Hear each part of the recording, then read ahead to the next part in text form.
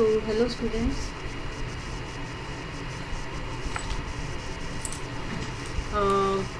आज हमने नया चैप्टर स्टार्ट करना है. Can you hear me? क्या आप लोगों को मेरी आवाज़ आ रही है?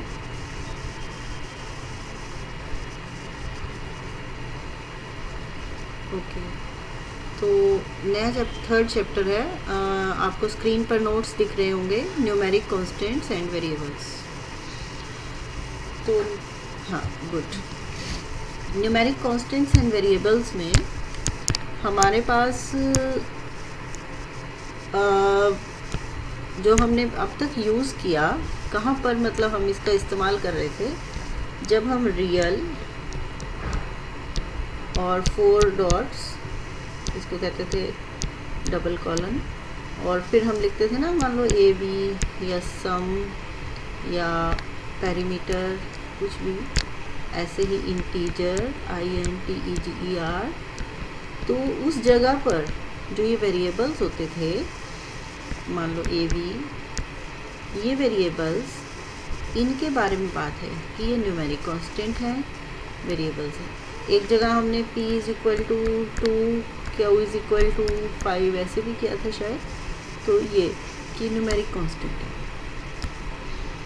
वेरिएबल्स कौन है? p है, q है, a है, b है, सम है, पेरीमीटर है, ये सब वेरिएबल्स हैं. तो चैप्टर का हेडिंग पहले समझते हैं. मतलब इस हेडिंग का इस्तेमाल कहाँ होना है? Numeric constant and variables. जब हम ये स्टेटमेंट देते हैं, डिक्लेरेशन, ये स्टेटमेंट का नाम था डिक्लेरेशन स्टेटमेंट. तो जहाँ हम डिक्लेरेशन स्टेटमेंट देंगे, वहीं पर हमारा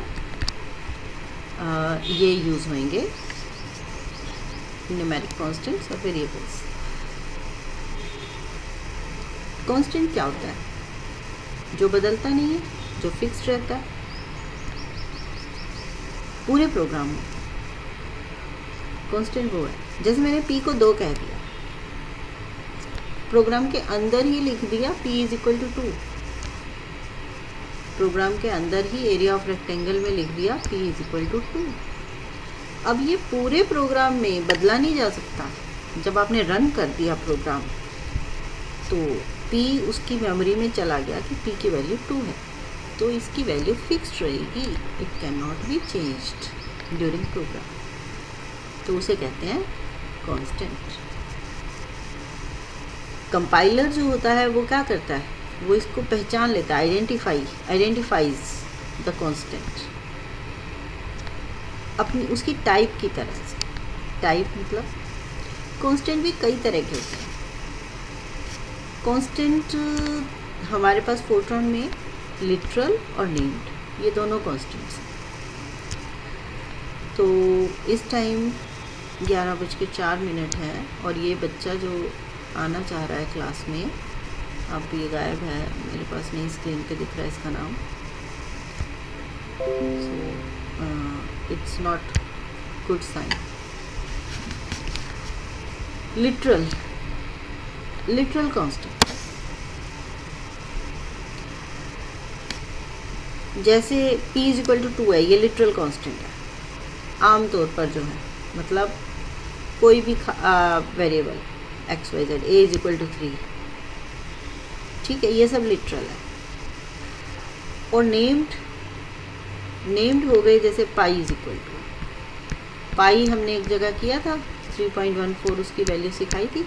पैरामीटर शब्द इस्तेमाल किया था, वो नेम्ड है, फिक्स्ड है, उसका नाम पक्का है. ये पाई जहाँ आएगा वहाँ उसकी वैल्यू कितनी होगी? 3.14.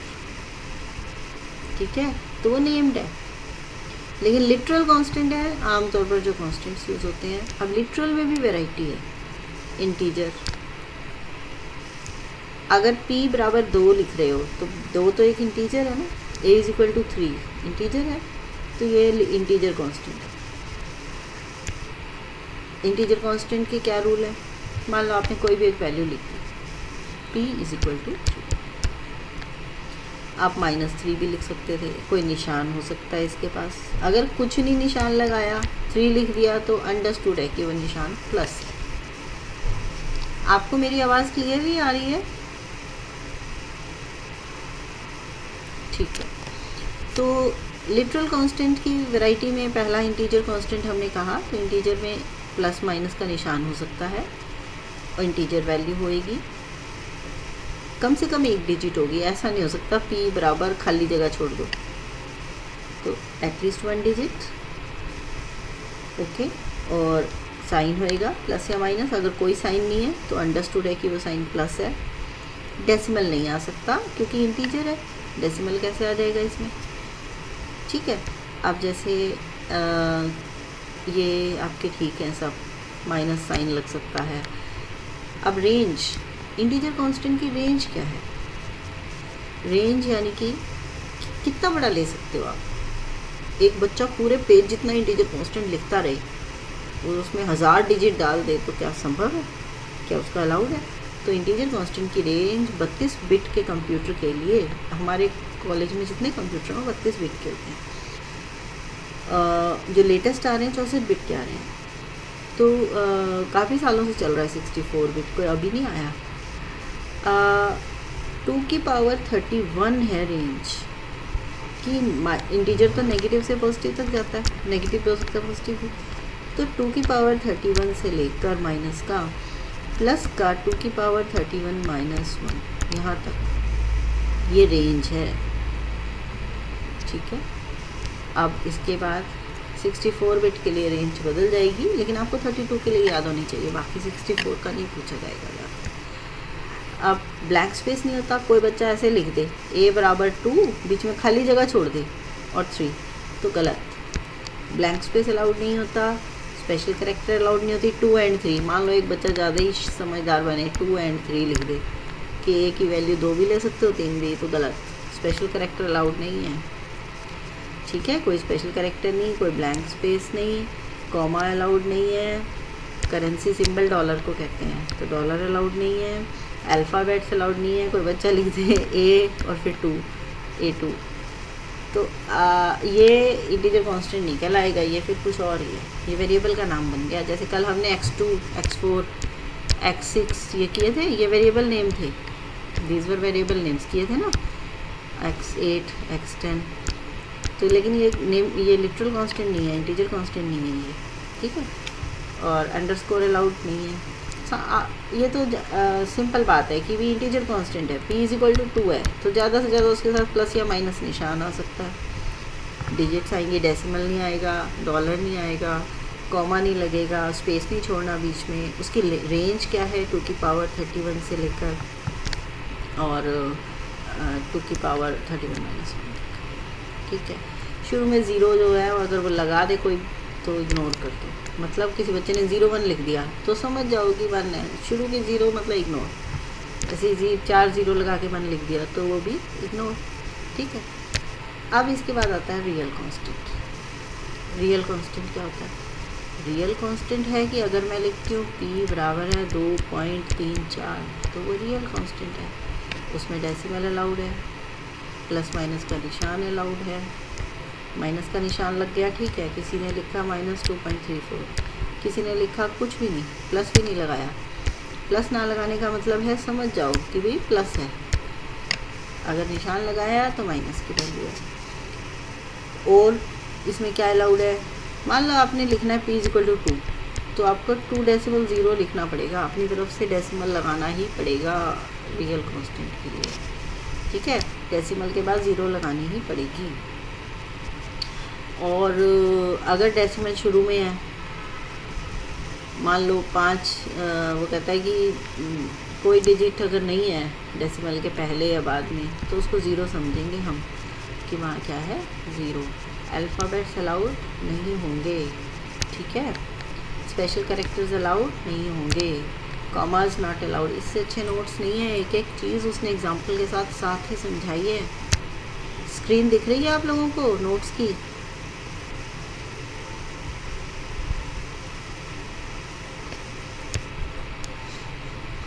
ये वाला, ये इंटीजर है ना, रियल नहीं है ना, फिर 0.0 लगाना जरूरी है ना, 36.0 लिखना चाहिए ना उसको, ठीक है, ओके। तो आपका नाम क्या, मंजू कौशिक या मंजू शर्मा?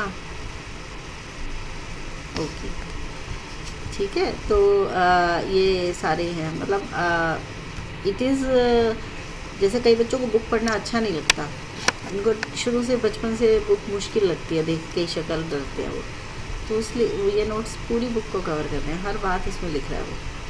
अगर मैं खुद भी बनाऊंगा या कोई और भी बनाए तो शायद वो कहेगा क्या लिखना है इनको, भाई लिख दी 2 लाइनें कि रियल कांस्टेंट क्या होते हैं, इंटीजर कांस्टेंट क्या होते हैं, पर इसमें सब कुछ इलेबोरेटेड है।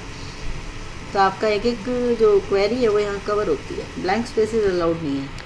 जैसे किसी ने 5 लिखा फिर स्पेस छोड़ के 6 लिखा 0.2, तो कंप्यूटर कहेगा ना भाई ये तो एरर दे देगा, वो अलाउड ही नहीं है।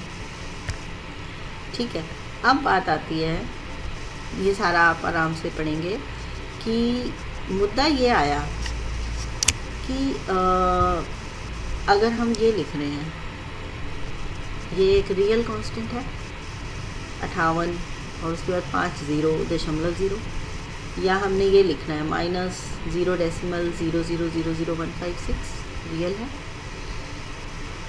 प्रॉब्लम ये आई कि ये इतनी जीरोवें हैं, इनको लिखने में क्या कोई और तरीका हो सकता है? तो हमने एक दूसरा तरीका लिया।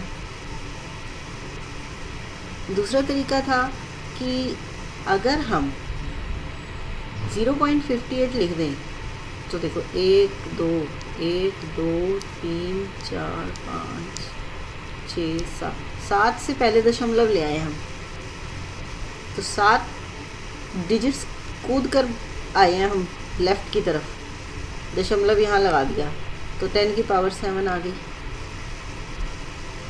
ऐसे यहाँ क्या हो रहा है, यहाँ दशमलव को हम आगे लेके जा रहे हैं, कहाँ, 1 के बाद यहाँ, तो देखो 1 2 3 4 5 डिजिट कूद कर जा रहे हैं, 1 के बाद डेसिमल लेके माइनस आ गया। आज तो मैं एडमिट कर रही हूँ, आगे से आप प्लीज़ बाद में मत आइए।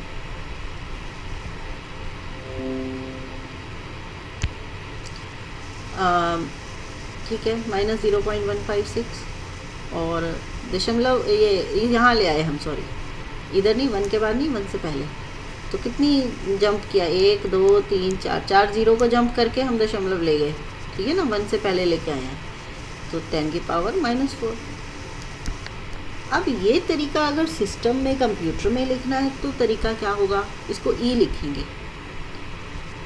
उसने कहा ये गुना के निशान से भी छुट्टी पाओ, गुना का निशान भी कंफ्यूजन करेगा, उसने इसको ई लिखा, बड़ा ई, एक्सपोनेंट, इसको बोला एक्सपोनेंट फॉर्म, इस रूप को रखा एक्सपोनेंट फॉर्म। एक्सपोनेंट फॉर्म में वो क्या कहता है कि बड़ा ई लगा दो, दशमलव आपका या तो शुरू में आ गया, दोनों केसेस में शुरू में आ रहा, 0.156 और 0.58 शुरू में आ गया। ई के बाद 7 है तो 7, -4 है तो -4, निशान है तो आएगा, नहीं है अगर हमने निशान नहीं लिखा तो इसका मतलब अंडरस्टूड है प्लस है। तो ये वाला जो फॉर्म है एक्सपोनेंट फॉर्म, इस पर भी क्वेश्चन 2 नंबर का कई बार अलग से भी आ जाता है। एक्सपोनेंट फॉर्म इससे डिनोट होती है बड़ा ई या स्मॉल ई, ज़्यादातर हम बड़ा ई लिखते हैं, कोई जगह नहीं छोड़नी, 0.58 के बाद जगह नहीं छोड़नी, ई साथ ही आएगा और फिर 7 आएगा। अब इसमें इस हिस्से को कहते हैं मेंटिसा पार्ट, और ये है एक्सपोनेंट पार्ट, ठीक है, एक्सपोनेंट पार्ट और ये मेंटिसा। तो मेंटिसा में देखो ये मेंटिसा है, मेंटिसा पार्ट कैसा हो सकता है, रियल या इंटीजर कुछ भी हो सकता है। किसी ने दशमलव ही उड़ा दिया, दशमलव को और आगे ले गया 2 डिजिट, तो 10 की पावर 9 कर दी और 58 कर दिया, 58 ई 9, क्या बुराई है।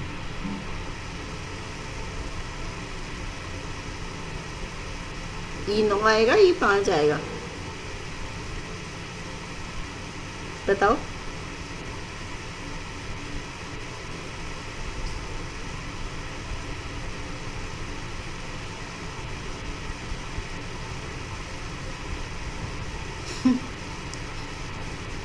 कहाँ है class, where are you people, Satish Kumar अच्छा ये तो आप ही हो मंजू, बाकी कहाँ है, बाकी सब अपनी शक्लें छुपा के कहाँ बैठे हैं। हाँ जी अजय शर्मा, संदीप,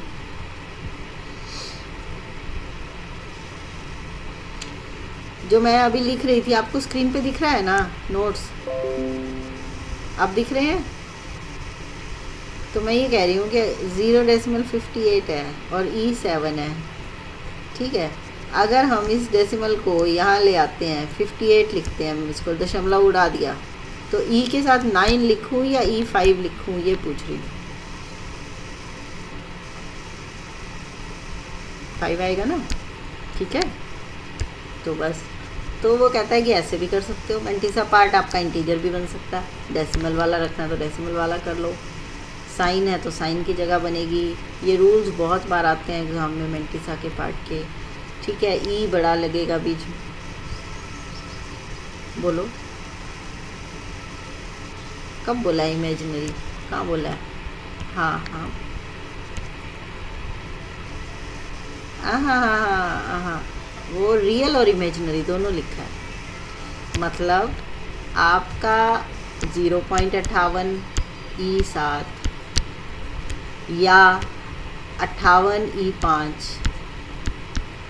इसमें यहाँ ये रियल है, यहाँ ये इंटीजर है, तो चाहे रियल पार्ट है या इंटीजर पार्ट है उसको क्या बोलते हैं? मेंटिसा पार्ट, ठीक है। इसको रियल और इमेजिनरी पार्ट मेंटिसा पार्ट, ये वैसे इमेजिनरी इग्नोर कर दो, कई बार हमारा कॉम्प्लेक्स नंबर होगा तो वहाँ यूज़ होगी ये बात इमेजिनरी। अदरवाइज़ हम अभी तक जो एग्जांपल दे रहे हैं उनमें इमेजिनरी कुछ नहीं आया, लेकिन अगर कॉम्प्लेक्स नंबर है उसमें भी हो सकता है। कॉम्प्लेक्स में 2 हिस्से होते हैं, x1 और x2।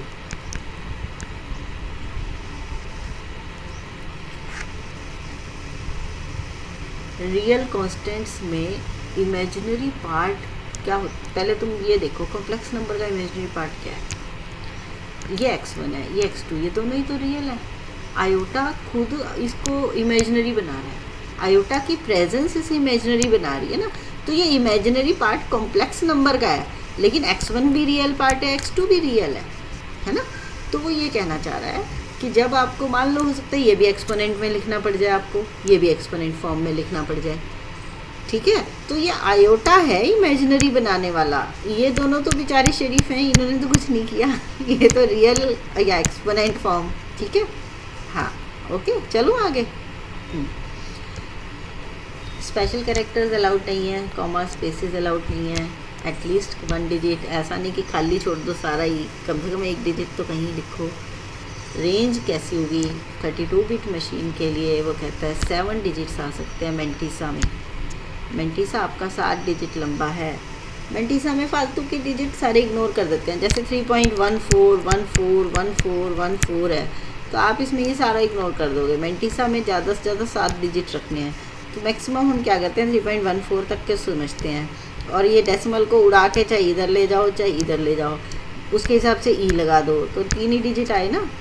तो वो कहता है मेंटिसा में 7 डिजिट्स ही आएंगे, ये रेंज है, ठीक है। एक्सपोनेंट पार्ट के लिए रूल्स आए, एक्सपोनेंट पार्ट जो है वो एक इंटीजर होना चाहिए, जैसे E6 है, E6.0 नहीं लिख सकते। एक्सपोनेंट के बाद आप रियल नहीं लिख सकते, E के बाद 6 आ सकता है, 6.0 आया तो गलत, 6.2 ले आए कोई तो गलत।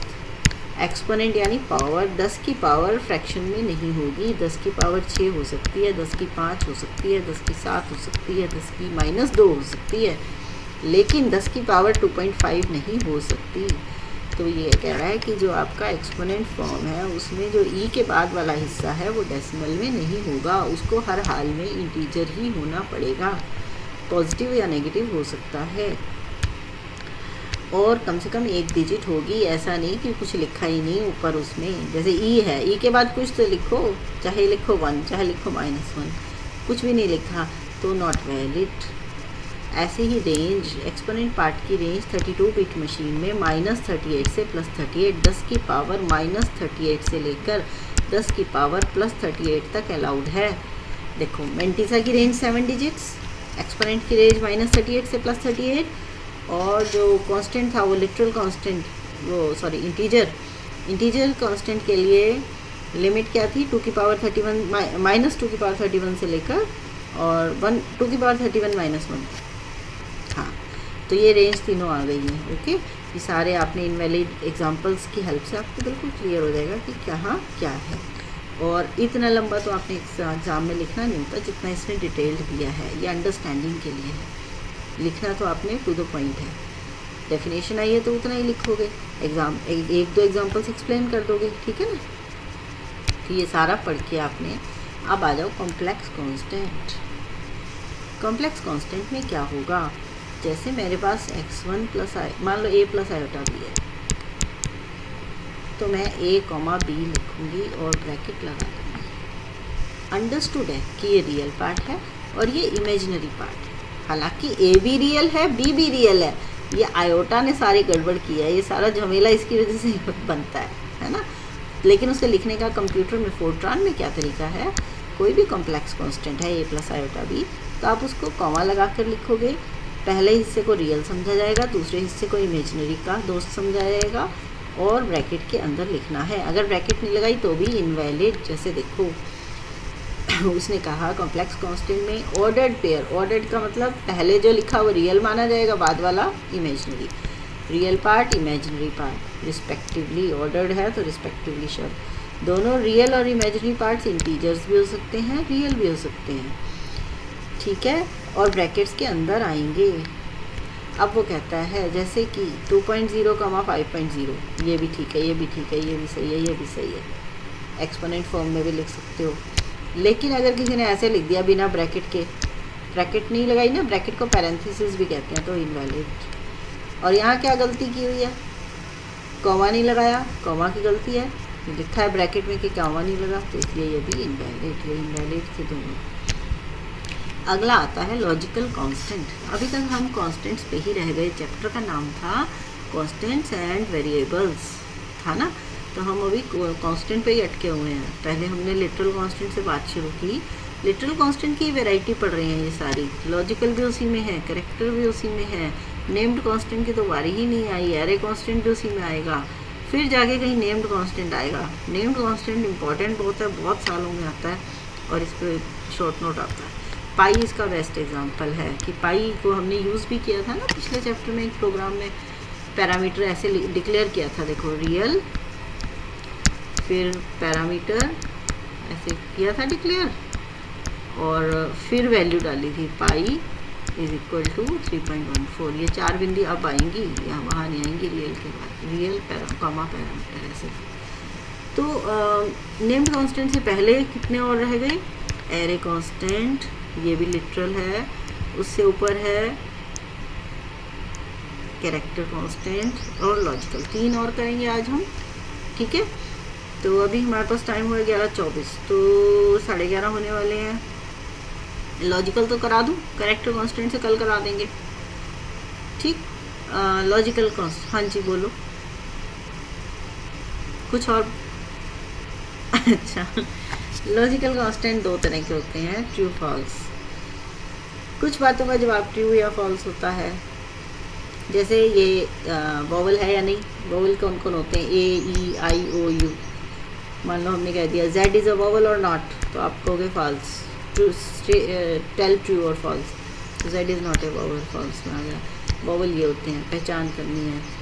या कोई और स्टेटमेंट है कि ये रोल नंबर या कोई भी स्टेटमेंट हो सकती है। तो 2 तरह के लॉजिकल कांस्टेंट है, ट्रू और फॉल्स। लिखने का तरीका क्या है, पहले बिंदी लगाओगे, फिर ट्रू लिखा, फिर बिंदी लगाई, ठीक है। तो हमारे पास,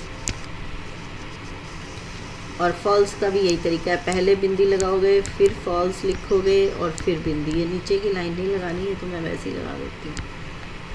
उसके बाद इसका और तरीका क्या है, टी और एफ़ भी लिख सकते हो, लेकिन हर हाल में पहले बिंदी और बाद में बिंदी लगेगी। चाहे आप टी लिखो बड़ा, चाहे छोटा लिखो, चाहे एफ़ लिखो, चाहे छोटा एफ़ लिखो, जो मर्जी लिखो, लेकिन यही तरीका है। कैरेक्टर कांस्टेंट, कैरेक्टर कांस्टेंट का मतलब होता है जैसे सबसे बढ़िया एग्जांपल है इसका, जैसे आपने द बेस्ट लिखना है, बीच में स्पेस देना है, तो ये जो स्पेस है ना, ये नल कैरेक्टर है। ब्लैंक स्पेस को नल कैरेक्टर कहा गया। तो जो नल कैरेक्टर है वो भी एक तरह का कैरेक्टर कांस्टेंट है।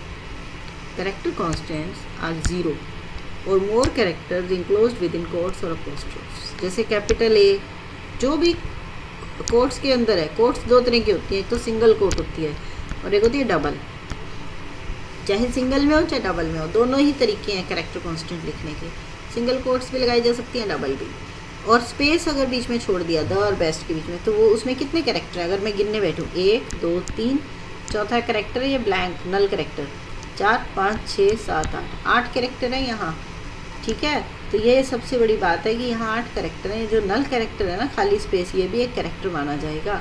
तुम तो कहोगे अल्फ़ाबेट तो 7 ही है मैडम, THEBEST, लेकिन यहाँ 8 कैरेक्टर कॉन्स्टेंट्स यूज़ हो रहे हैं, 8 कैरेक्टर्स यूज़ हो रहे हैं। ये पूरा एक कैरेक्टर कॉन्स्टेंट है, ये पूरा एक कैरेक्टर कांस्टेंट है। ये ABC एक कैरेक्टर कांस्टेंट है। अगर पूछा जाए यहाँ कितने कैरेक्टर्स हैं? 3। AB में कितने कैरेक्टर्स हैं? 2, लेकिन ये पूरा एक कैरेक्टर कांस्टेंट है, ठीक है। तो और अलग अलग कैपिटल ए और स्मॉल ए को अलग अलग माना जाएगा क्योंकि ये सेंसिटिव है, केस सेंसिटिव है, ठीक है ना। कांस्टेंट हो गए। अब ये एक कैरेक्टर कांस्टेंट है, अगर आप ये लिखते हो तो ये नया कैरेक्टर कांस्टेंट है, और अगर आप ये लिखते हो ये भी एक नया कैरेक्टर कांस्टेंट है। उसके बाद डिजिट्स की बात आती है। 1 है जैसे, और आई है, ये अलग अलग माने जाएंगे। 1 डिजिट है और आई अल्फ़ाबेट है। अपोस्ट्रोफ्स के बीच में लिखते हैं, जैसे इंडियाज़ है, एक अपोस्ट्रोफ ऊपर लिखी जाती है और एक ये कोट्स में। ये यहाँ देखो, अब इंडियाज़ में कितने कैरेक्टर कांस्टेंट, कितने कैरेक्टर्स यूज़ हो रहे हैं? अगर मैं गिनती करती हूँ तो INDIA 5, उसके बाद छठा ये अपोस्ट्रोफ का बीच का निशान, 7वां S, तो यहाँ 7 कैरेक्टर्स हैं। और यहाँ 1 2 3 4 5, इसको एक ही माना जाएगा, 6 और 1 7, यहाँ भी 7 है, ठीक है। दोनों तरीके सही हैं। उसके बाद नल, अगर बीच में स्पेस छोड़ते हैं, ब्लैंक स्पेस, तो वो नल है और वो भी गिना जाता है। अब मेरे ख्याल से यहाँ तक कर देते हैं। एरे कांस्टेंट्स मैं आपको कल कराऊंगी, बड़ा इंपॉर्टेंट है ये, और कल आराम से सिखाऊंगी कि एरे कांस्टेंट क्या होता है, ठीक है। आज हम यहीं तक काम ख़त्म कर रहे हैं, कल हम आगे करेंगे एरे कांस्टेंट्स, और इसको पढ़िए, इसको तैयार करिए। आपकी तरफ से कोई बातचीत, एनी क्वेश्चन? एक स्टूडेंट अभी आया, सुरैया चावला, पता नहीं कहाँ कितनी बिजी थी, अब इसको क्या एंट्री कराएं। ओके ठीक है।